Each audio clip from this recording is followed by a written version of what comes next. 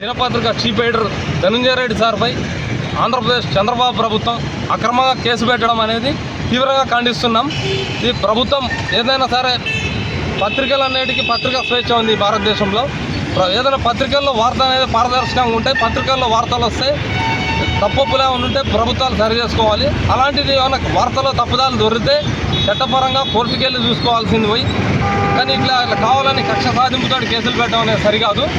కావాలని చెప్పేసి కేసు పెట్టడంతో పాటు ఒక వార్త విషయంలో కావాలని చెప్పేసి ఎడిటర్ సార్ మీద కేసు పెట్టడంతో పాటు మళ్ళీ పైగా షార్ట్ అండ్ సెర్చ్ లాగా ఏదో ఉగ్రవాది ఇంట్లో సోదాలు చేసినట్టు చేసి కుటుంబ సభ్యుల్ని జర్నలిస్ట్ లోకాన్నే భయభ్రాంతులకు గురి చేసే విధంగా చంద్రబాబు ప్రభుత్వం వ్యవహరించింది. ఇట్లాంటి వ్యవహారాలు చేస్తే ఎప్పుడు ప్రభుత్వాలు అనేది శాశ్వతం కాదు.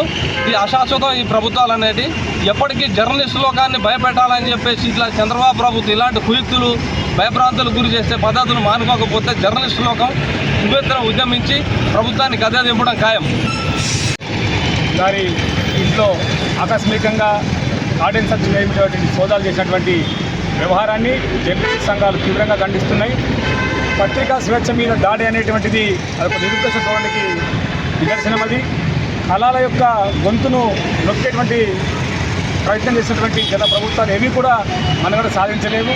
అది కూడా ఇప్పుడు మళ్ళీ సాక్షి ఎడిటర్ దినంజయ రెడ్డి గారి మీద ఆ ఇంట్లో కలకలం రేపే విధంగా మా కుటుంబాన్ని భయం పెట్టే విధంగా ఆయన్ని భయపెట్టే విధంగా ఆ రాతల్ని ఆపడానికి ఈ నీచమైనటువంటి చర్యలు కొడుకున్నటువంటి చంద్రబాబు ప్రభుత్వం తీరు మార్చుకోవాలా. మీకు మధ్య ఏమన్నా రాజకీయ వైషమ్యాలు వైద్యులు ఏమైనా ఉంటే మీరు తెలుసుకోవాలి. కానీ ఆ పత్రిక జగన్ రెడ్డి అయినంత మాత్రాన ఆ పనిచేసే ఎడిటర్ను మీరు భయభ్రాంతులకు గురి చేయడం కాదు తప్పు. నిజాల్ని రాయడంలో అనేటువంటిది జర్నలిస్టుగా ధనంజయ రెడ్డి గారికి ఉన్నటువంటి ఒక రైటు. ఆ హక్కును కలవేసేటువంటి అధికారం మీకు ఎవరిచ్చిరు అనేటువంటిది మేము ప్రశ్నిస్తూ ఉన్నాం. నిజానికి మీ యొక్క అహంకారపూరిత ధోరణి ఆ ప్రభుత్వాలైనా పోలీసులైనా మీ చట్టానికి లోబడి పరిధిలో నడుచుకోవాలి. కానీ నిరంకుశత్వంగా ప్రవర్తించి నిజాల్ని రాసేటువంటి ఒక జర్నలిస్టును అకారణంగా మీరు అణిచివేయాలని ప్రయత్నం చేస్తే మాత్రం జర్నలిస్టులో ఒక ముకుండదు. ఇప్పటికైనా ఎక్కడైనా మీకు సంబంధించి తప్పుడు వార్తలు ప్రచురితమైనప్పుడు చట్టపరంగా న్యాయపరంగా మీకు ఎక్కడ మీకు రైట్స్ ఉన్నాయి, కోర్టుకు వెళ్ళొచ్చు, ఇంకెక్కడికైనా వెళ్ళొచ్చు, పోలీసులు కేసులు పెట్టచ్చు. కానీ మీరు ఏదో భయపెట్టించి ఏదో బెదిరించి మీ యొక్క అధికారాన్ని ఉపయోగించి వాళ్ళ గొంతు నొక్కాలని ప్రయత్నిస్తే మాత్రం జర్నలిస్ట్ సమాజం ఎప్పటికీ ఊరుకోదు.